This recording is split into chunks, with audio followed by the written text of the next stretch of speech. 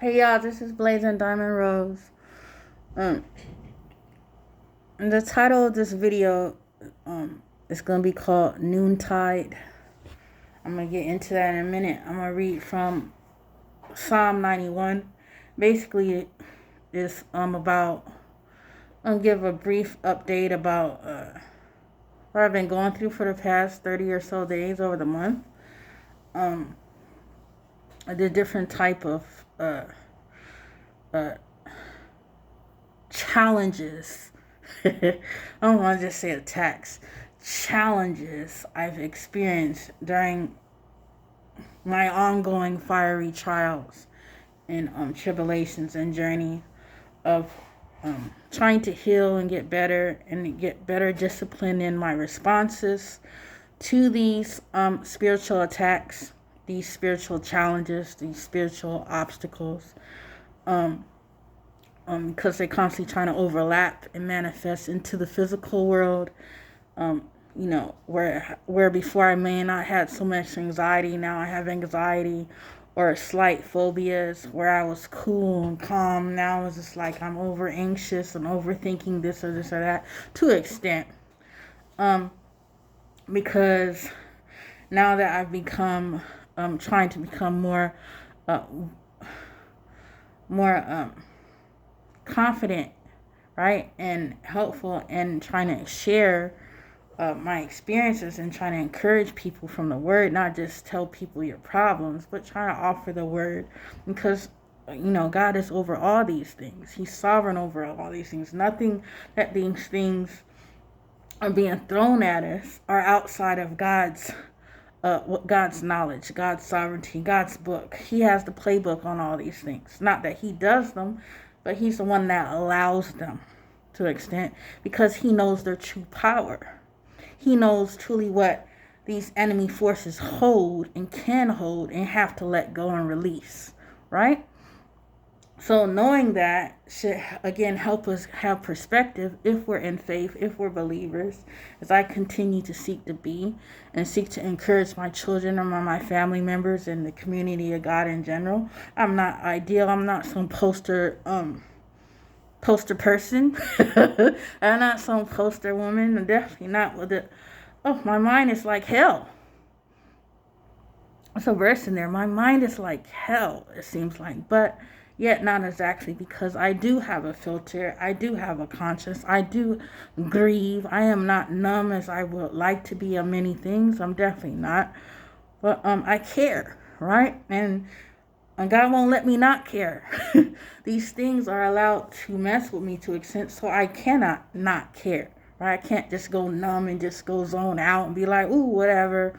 I can't go down a 40 or smoke a cigarette and try to pacify myself as if it'll all go away. You know what I mean? Like, or I can't just ignore it and repress it. You're like, oh, if I just push it to the back. Then it'll just fade out. It's little 15 minutes, but it's not, it's 15 minutes. Yeah, it talks about in John 15, right? So it's these things are meant to buff us, but their intentions are to destroy us if they can't get us to mold and assimilate to their agenda, right? The enemy only comes to steal, kill, and destroy. He wants a den of thieves. He wants a brothel, right? They want an abyss, not a basement, not a command center. They want an abyss, right? So I have to constantly be aware of. They don't have the same intentions. They don't have the same goal. So they're not even competition or rivalry. It's just straight up enemy. But our greatest enemy is not even Satan. Our greatest enemy is God, right? If we're not seeking God, aligned with him, constantly seeking him, we idolize our so-called enemies, our adversaries, as if they could ever have more power and put more focus on them, instead of redirecting ourselves on our Lord Almighty, redirecting ourselves on what we love, whom we love, why we love, the reason for the love in our heart, the hope in our heart, the breath in our lungs, are a reason for even waking up and being able to wake up and lay down, for that matter, walk, fall, stumble, and get back up, right? That's all God. That's has nothing to do with demons. Demons don't have none of that. No power. They can try to influence to fall down and stumble, but they can't get you up. And ultimately, they can't take you out, because it's God's life force that he chooses to give and take away as he chooses, right? So, anyway, so again, the title of this video is called Noontide, right? And it's again about, following up on what I feel these end time trials are, where we're at in Matthew 24, where we're at in Jeremiah 12 and 13, where we're at in Ezekiel 13 and 14, where we're at in Revelations 2 and 3, right? When he's speaking to the churches, right? So I'm going to read from Psalm 91 real quick, then I'll, try to give a brief update on what the type of, and with a little more detail with some things I've been going through. But definitely don't want to give that precedence. But Psalm 91. Security of the one who trusts in the Lord. He who dwells in the shelter of the Most High will remain secure and rest in the shadow of the Almighty, whose power no enemy can withstand. I will say of the Lord, he is my refuge and my fortress, my God in whom I trust with great confidence, on whom I rely. For he will save you from the trap of the fowler. Fowler is someone who tries to trap birds. So think about it in a sense. I think it talks about that in Ezekiel 13, where they try to trap human souls like birds. So it clarifies itself when it says that. It tries to trap souls like birds, which means literally they're trying to trap your soul and snare your soul. They're after your soul. It's not your body so much, it's your soul, right? Because if they can get the soul, they can make you a host. They can try to manipulate you and get you to be a host for them and take over the body. Then you become their robot, their puppet, their marionette. You know what I'm saying? But we don't want to be that. Anyway, right? He said in verse 3, for I will save you from the trap of the fowler and from the deadly pestilence. Pestilence is talking about blood-borne pathogens, blood-borne diseases, right? Biological warfare, right? Things put in the air, things put in our food, right? Things put in our clothes. You know what I'm saying? Biological warfare, gene warfare, DNA warfare. When stuff starts trying to mess with your DNA, your bloodline, attack your blood source directly, right? Trying to introduce things to you, trying to, plant honey pots and stuff, trying to get you to have relations with somebody who wants to make your bloodline obsolete, wants to merge with you, almost like there's some business trying to take over, but they only trying to merge with you so they can take you over. But they need to merge with you because they're an enemy host. Otherwise, they wouldn't need you at all, right? They need your bloodline as backup and support, right? Because they want to take you out. You're a pillar in the kingdom that they want to take out, right? But if you are taken out, you might need to be taken out, right? Think about it in the sense of the context of Samson and the ancient Philistines before they were redeemed by God, right? For he will save you from the trap of the fowler and from the deadly pestilence. He will cover you and completely protect you with his pinions. And under his wings you will find refuge. His faithfulness is a shield and wall. Now think about that when it says a woman's heart should be so hidden in the Lord that they have to go whoever wants to get with her, wants to court her, wants to date her, or if it's a woman wanting to date a man, wants to court the man or date the man, they gotta go through God. They have to have faith themselves. It's like somebody trying to get into a holy, get the Holy Grail. They can't just walk up in there if they don't have faith, right? They can't just walk the steps or take that big leap of faith if they don't actually have faith. They won't get to the Grail. They won't get through the Crusader, right? They won't pick the right cup, right? Anyway, so they have to have faith, right? So it says he'll hide you in his pinions. So sometimes you might be surrounded by people that a hedge might be around you. And you might not be able to readily discern that hedge, if it's of God or if it's of the enemy, right? And you just feel like, oh, you're just aware that you're surrounded, hemmed in from the front, from the back, from the side. And almost it seemed like from the top and the bottom. But again, you got to look at it from God's perspective, not the enemy's perspective. You'll just see, oh, no, heck no, I got to bust my way out of here some type of way, right? Right, but he will cover you and completely protect you with his pinions, right? And under there's those angels and those ministers doing his bidding. Think about it that way, right? You got a right flank and a left flank. You know what I mean? And under his wings, you will find refuge. His faithfulness is a shield and a wall. But again, if you're in faith, they won't deter you that much. You won't be distracted. You'll be able to walk through them, right? Not walk over them, depending, right? But you'll be able to walk through them. You know what I'm saying? If they're a straight up enemy, that's a whole nother thing. You will not be afraid of the terror of night,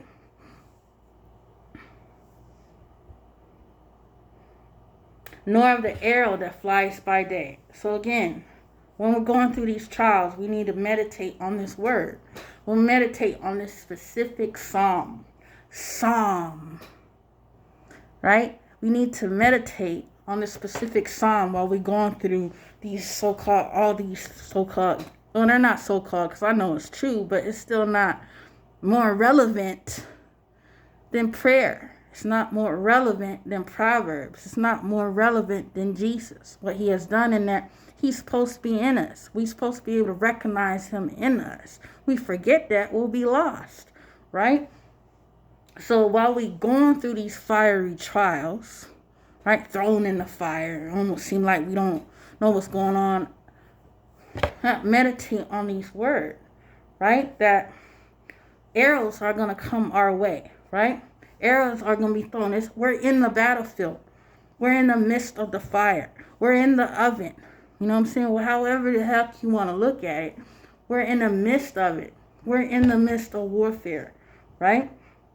But that's the whole point of getting through, remembering, you know what I'm saying, that we have faith, or we should have faith in walking. It's just like Peter on the water, right? But only we're walking on stones or fire, literally, right? We're not just floating around in the air like you will imagine yourself dreaming, or I'm just floating or flying or doing whatever. This is reality, right?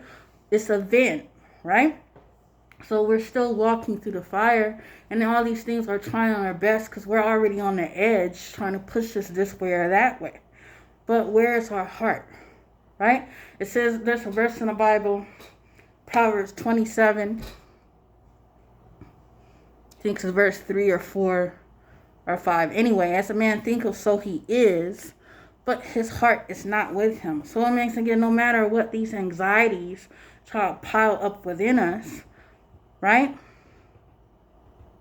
Our heart is not with us. Our heart of hearts. Now, if we're actually evil, thinking evil, then we're just manifesting death, right? We're just a walking dead man. But if we're just being tormented, if it's torture for us, if we register, if it's a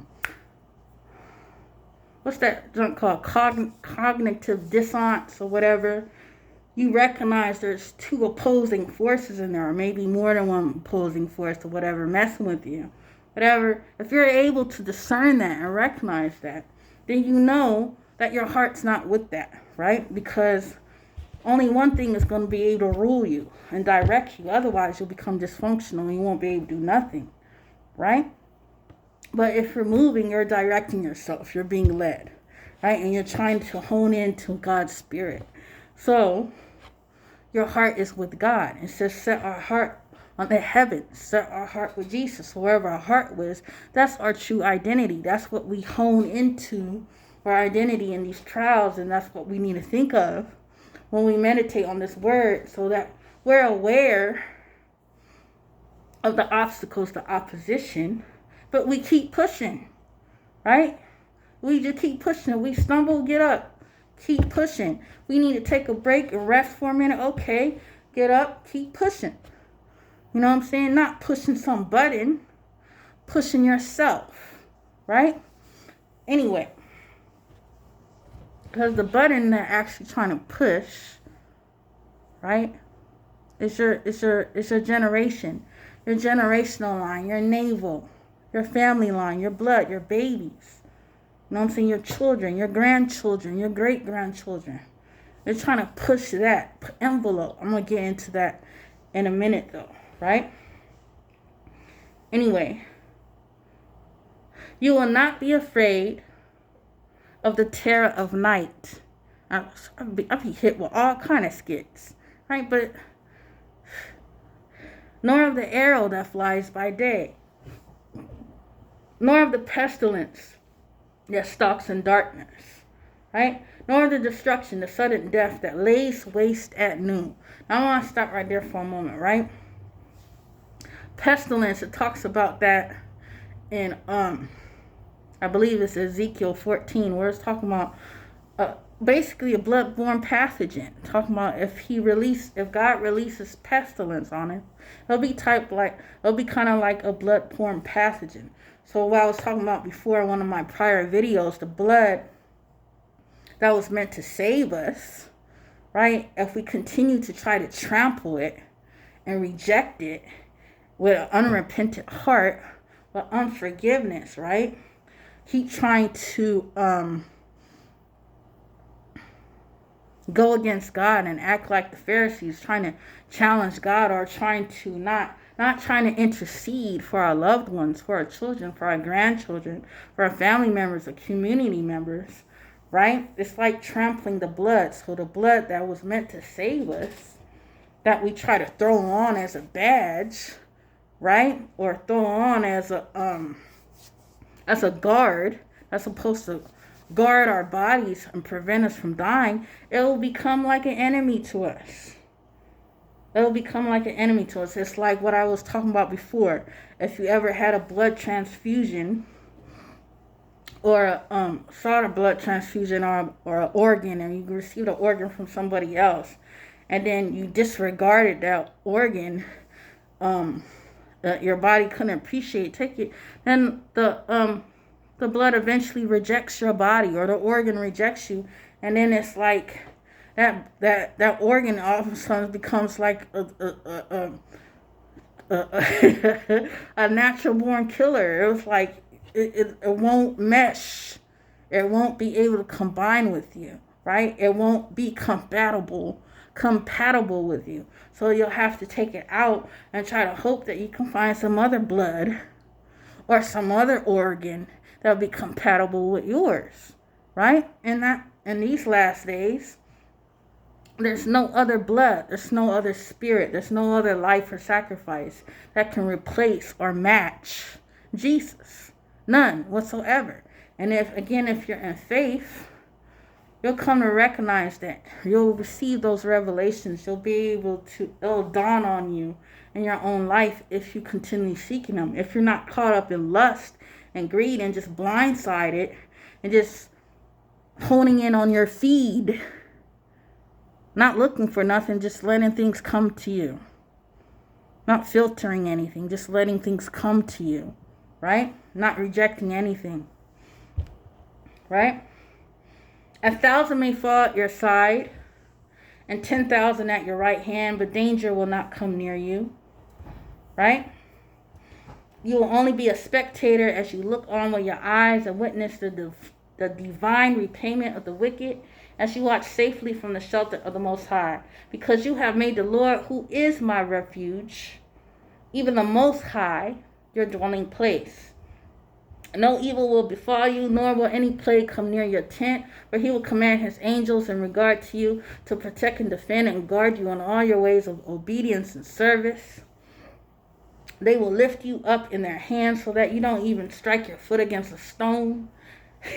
You will tread upon the lion and the cobra, the young lion and the serpent you will trample underfoot, because he has set his love on me. Therefore I will save him. I will set him securely on high, because he knows my name. He confidently trusts and relies on me, knowing I will never abandon him. No, never. He will call upon me and I will answer him. I will be with him in trouble. I will rescue him and honor him. With long life, I will satisfy him, and I will let him see my salvation. Now, again, that's important, right? Because if we walk around frantic and afraid and paranoid of every little skit and scenario that we're aware of, right? We're not walking in faith. We're walking in animosity and hostility and hatred and anger and rage. And that's what these things feed off. Right? That's the storm. That's the brood. That's the thing brewing for the ultimate spiritual cannibalism and physical cannibalism. It's just the enemy just sits back and be like, ooh, look what I started. Or look what I caused. And they're trying to take out mad birds with one stone. Right? They just sit back plotting stuff. Push this button and that button and just see how it plays out. And just watch what they did. Right? You don't want to play into that, right? But it can get difficult and more difficult in these days, because they get bolder and bolder the more you ignore them, right? The more the more you try to dismiss them or reject them, right? So it's become so. And why does God allow that? I'm like I've had several incidents where people did some real strange things, obviously, right, to get my attention, and there are things that aren't normal. But the things about it is,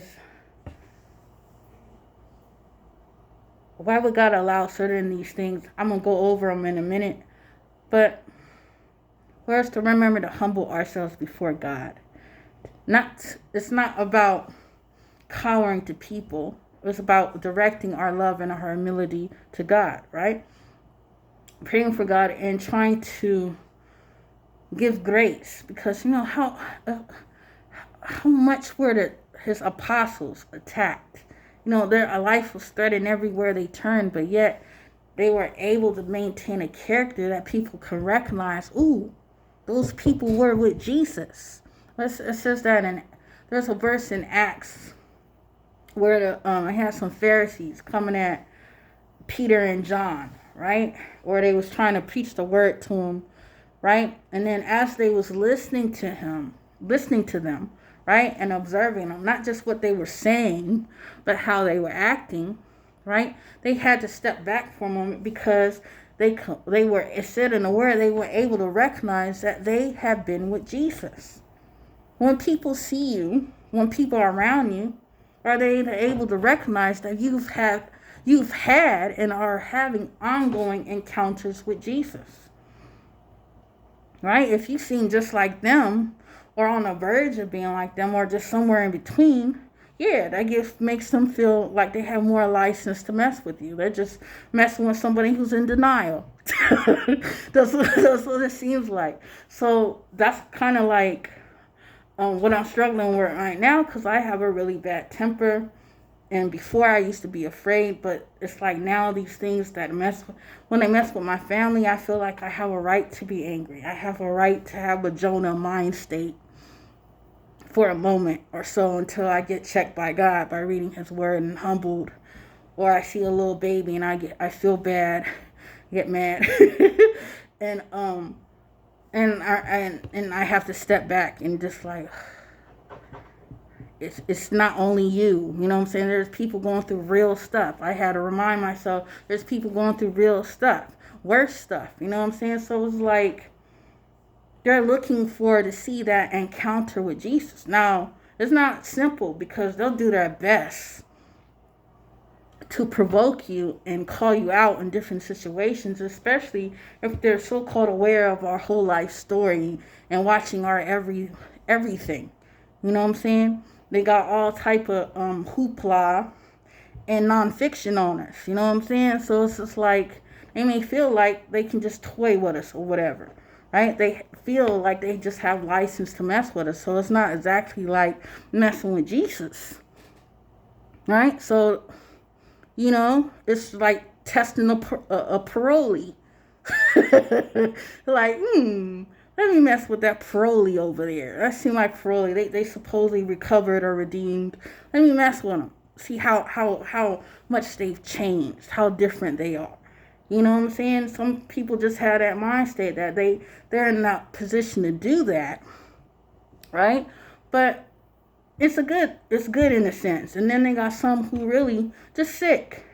You know what I'm saying? It's just a power trip to them. It's just a sadistic power trip, and not even no powers. They get off on it because they both want to screw and they want to kill, literally, right? So anyway, let me go into this that thing. But what was that last verse? 16, right? Well, he will call upon me, and I will answer him. I will be with him in trouble. I will rescue him and honor him. With a long life, I will satisfy him, and I will let him see my salvation.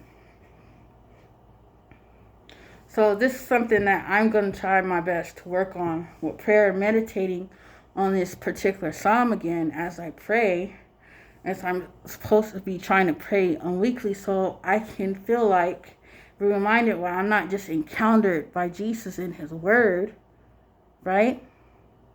But I'm encountered by Jesus as I think about him and reflect on him and meditate him, even when I'm not just reading his word. I shouldn't just need to read his word to hone in on him and then immediately get distracted or aggravated or hurt the moment I turn away from his word, as if I forgot what his word said, what his word looks like, what the character of Christ looks like, what the character of a child looks like who has the heart of Christ, right? That I don't just be off-putting or desensitize myself to everything because I'm upset, and then I try to be cold and think, oh, that's the way to do it. Let me be cold and aloof. And then I can't do that either because they're not, and like I said, they'll try to go into you even more, right? So it's not feeding into them or giving them attention, it's feeding into God. Because these things can never be our food. Nor can we be food to them when we're not in Christ. We're just poison upon poison. We cancel each other out. Like two birds just crashing into each other. And why do they crash into each other? They become ultimately worthless. Right? Blindsided because they're not seeking the one and only. Right? They're just holding in on themselves. So, let me,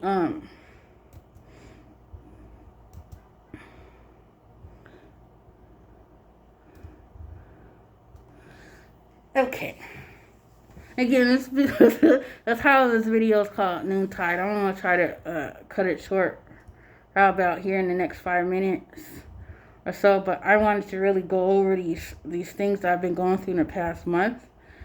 I want to say first, yeah, I found it odd and strange that I finally was able to buy again a body camera and a phone, but on both the occasion with my phone and with my body camera, I wasn't able to catch anything. Even though it does somehow it it had a double slit. What is it? A double slit moment or something. They was talking about some scientific experiment, whatever, with a double slit where it becomes aware and then it changes the formation or what it's going to do. I found that really strange because that actually seemed to happen. I was like, I'm thinking the camera's on. I had it on the whole time. It's like, I don't finally get this stuff because they're getting on my nerves, right? And they seem to actually act different when I had the body camera on. But then when I go home and look at it, it only took little brief clips of this or this or that involved nobody, right? Or I was in the store with my phone and it only took certain things where the incident, it's just the time on it where the incident wasn't actually there. And then I was like, what? How did I do that? But I'll talk about that more in another video because there's some other things that play with that. But again, I think how I choose to look at it is that God doesn't want me to help people put faith in evil. Be aware that there are some tactics, but don't help people like me be overly looking for these things. We're supposed to be looking for Jesus. We're supposed to be exercising our faith. There's all type of ways you can die. There's all type of ways to hurt people if you want to hurt people, right? But there's more ways to uplift and inspire if we're focused on that, if we're seeking that, right? And there just is, right? Destruction is only destruction, right? Inspiring someone to live, love, share, grow, right? Things that are ultimately evil, they can't ultimately grow. They can only expand to an extent and die, right? And everything in its path goes out with it, right? So, let me go into this, I'm trying to keep it. What's it? So, I've been trying to go on a dairy fast because I think that I did have some cheese today though. That because I was going to end my fast today, but I noticed how quickly my stomach blew up from that little bit of cheese. So I'm gonna have to go back to non-dairy. So yeah, I've been trying to go on a vegetable Daniel type fast where I was focused more on vegetables and lean meats like turkey and fish. Cooked fish. I don't eat raw fish ever. I did have some raw fish before years ago when I was with my ex-husband. But can't do that now. I got so many. I'm so much older now, so I gotta be more cautious with what I put in my body because I want to get rid of the parasites, right?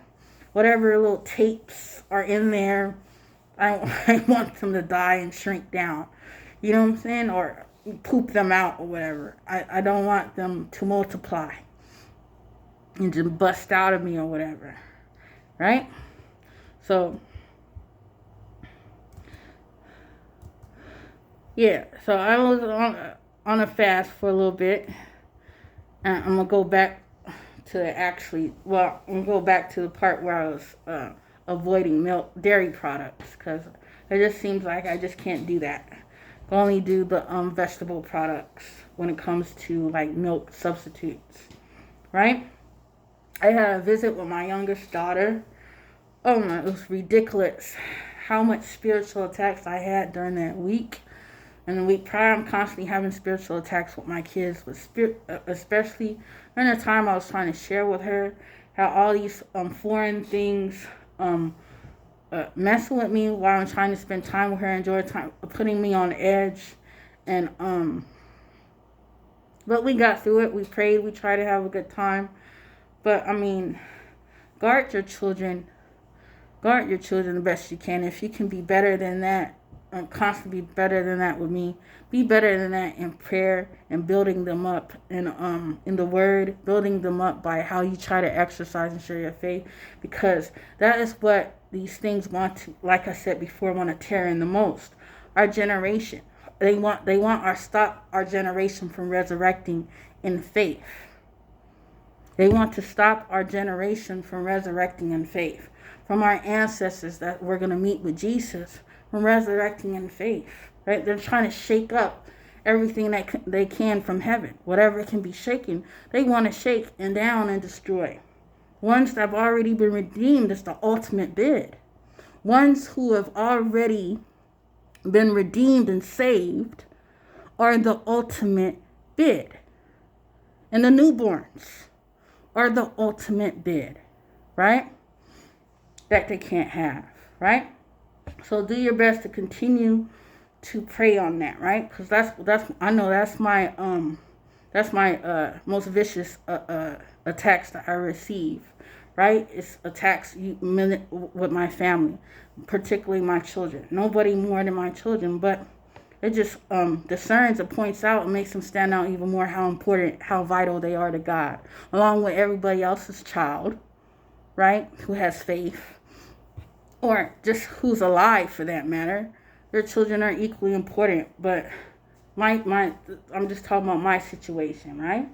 So anyway, ongoing spiritual attacks on my relationship with my kids, particularly with demonic dream skids and hateful intrusive thoughts, coincided with skits and thoughts seeking to cause lust, envy, and hatred toward projected oppressors. So that's the key part right there. While they're trying to make me damn near want to disown or hate or put my children to the side, alienate them, like I don't even know them anymore. I become so bothered, so preoccupied with all this other crap, these demonic energies, that I try to push them away, thinking I'm helping them, right? But yet while I was doing that, they send me skits and thoughts, constantly blasting themselves in front of them. It's like if constant advertisements, constant pop-ups or whatever of different scenarios trying to get my attention to make me lust or envy or have hatred toward them. Just constant trying to get energy, right? Energy seekers, stealers, right? Constantly trying to steal or drain our energy.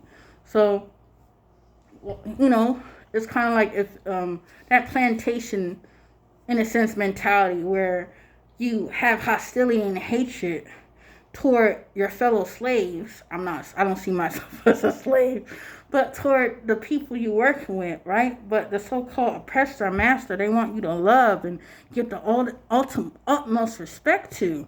Why are they talking the most crap? Why are they being the most abusive? Why are they being the most manipulative, right? So, again, I'm able to discern that. That's obvious to me. But it's still hurtful because I'm aware of it, right?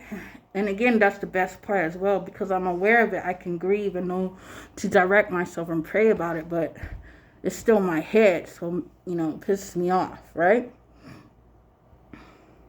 Deep fake and manipulated dreams were trying to make me appear or deceive, trying to make it appear or deceive me to believing I am the conductor of the dream. But then it becomes clear it was somehow another staged skit, either using my cloned AI voice, right? Remember, God wanted Joshua to destroy AI. I think that was in Joshua 10. No, that was in Joshua 9, my bad. He didn't do that, though. Voice of a family member, or some strange or familiar voice of someone or someone else, right? Along with that onslaught of terrors are again usually sexual, threatening, or threatening that I will lose my employment or work, whatever I'm doing at the time, right? Which none of it has to do with prostitution. I will never be someone's whore, right? Or pimp for that matter, or madam. Please. You know what I'm saying? But like on-demand delivery work, because I try to do the delivery work because unfortunately with the help of my son through his vehicle, because I don't have less people interaction unless I actually have to go in the store, right?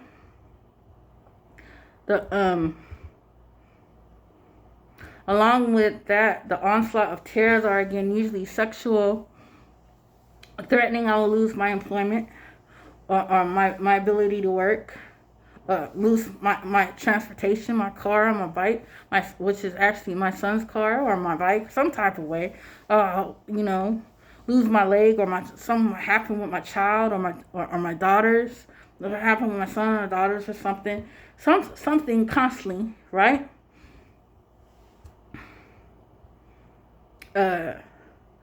Dream skits involving coworkers or supervisors or former supervisor. I might not even be working with them, or they might be someone I worked with years ago, or they might be some kid from 7th grade. I'm like, they don't even look like that anymore. Why are they sending me? There's so many convoluted agendas at play. It's ridiculous. Sending me people showing me how they look when they was little, like when I was little, right? And then they don't even look that way. I'm like, it's ridiculous. Or other people's kids or stuff like that, right? But anyway, the supervisors or former supervisors, the skits might be pornographic nude type images, of my children that's younger or older, or someone else's teenager, right, or child. So just weird, like, really, right? Random pornographic skits using celebrity images, having sex, or expressing violence, or spewing threats to random people. Sometimes they actually use other people, and then it's weird how they do it. It's like they're trying to but they want you to identify with these so-called characters, as if they're really talking about you. They're just not using you or using your image at that time, right? Like, really? Dreams expressing skits using an image similar to me, either partially nude or naked. Skits with my bathroom, my bedroom, or living room with either poop or urine. For real, right? Or or skits involving my work environments, right?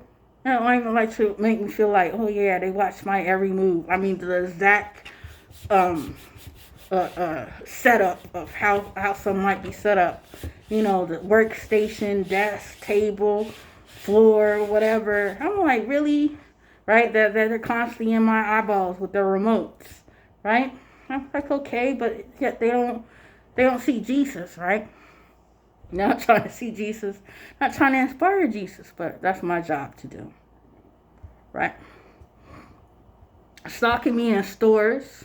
They've done that for years. That's not really new. But I just wanted to reiterate that again, right?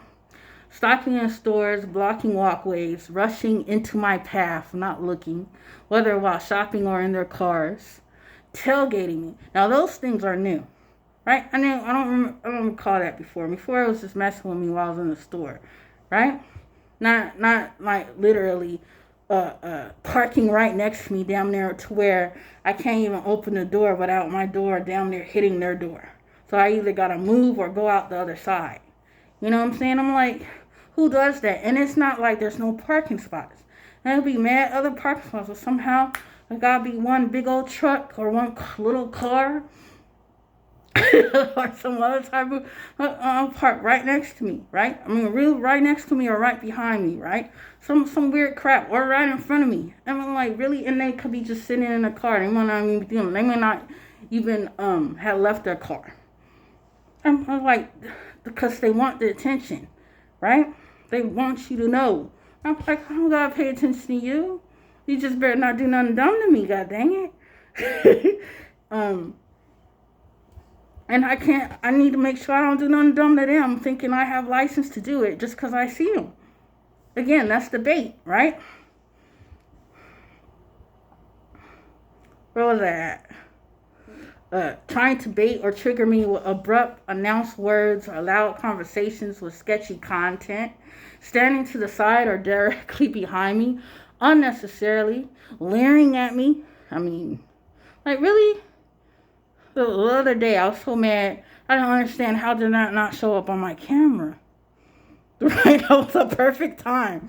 Oh, like, what the hell is wrong with this lady? Old lady, too. They old, young, male, female, child.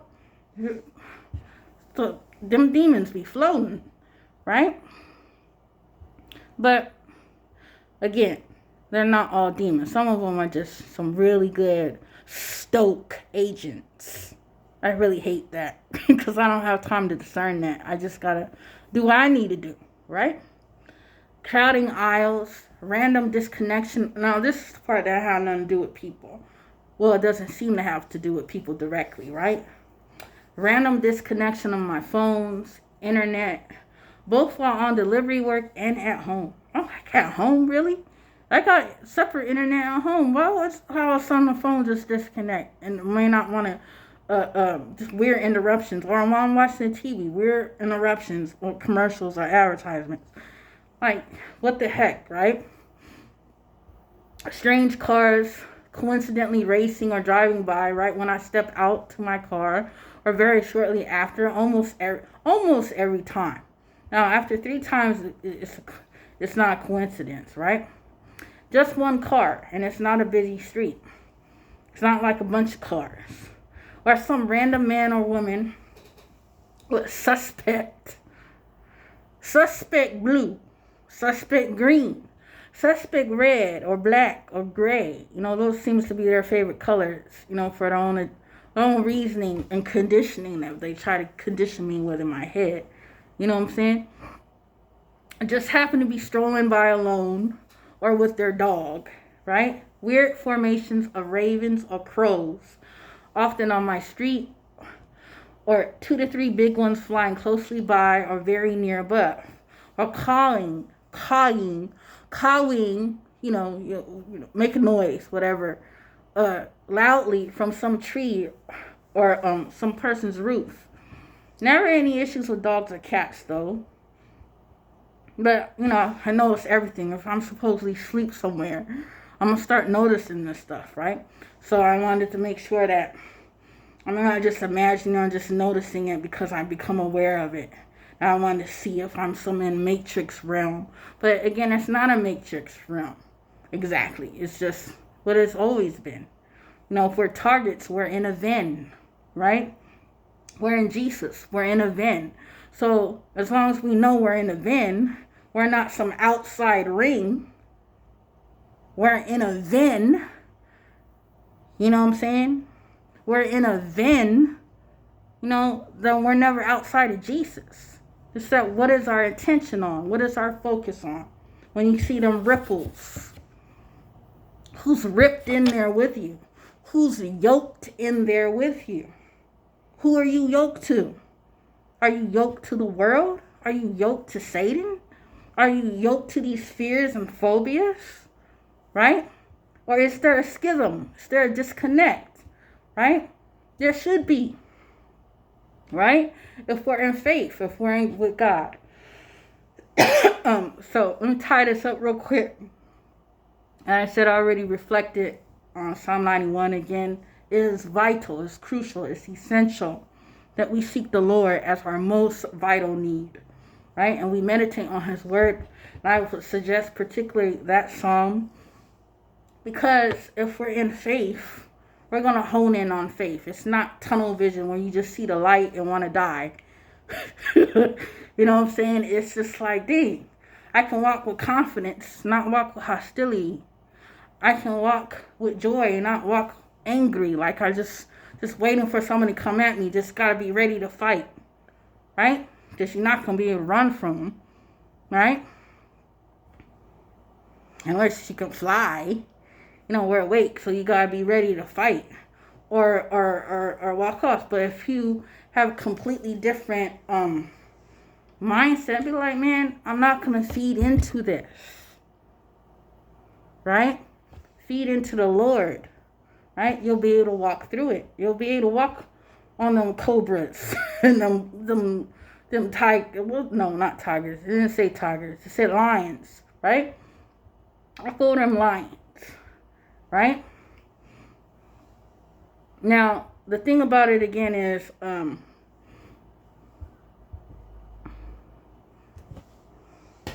daughters and sons are thrown to the wolves. It's like a pecking party.